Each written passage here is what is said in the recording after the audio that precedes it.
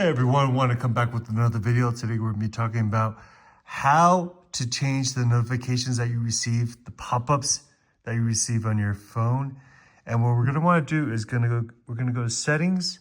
As you see here, notifications. Now there's count, stack, and list.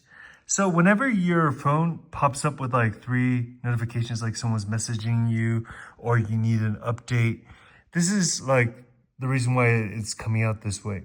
So you get to choose actually like the way you want it. Now I'm already in the setting. I just wanted to show you guys.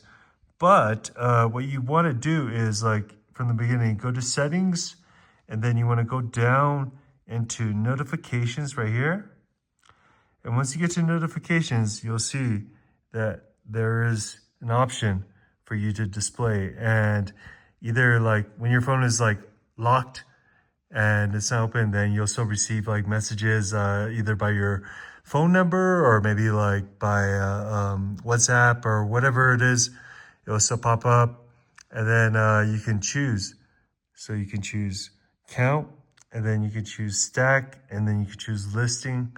So it's up to you. But then, yeah, go ahead and mess around with that and then see which one you like. All right. Thanks for watching. Bye.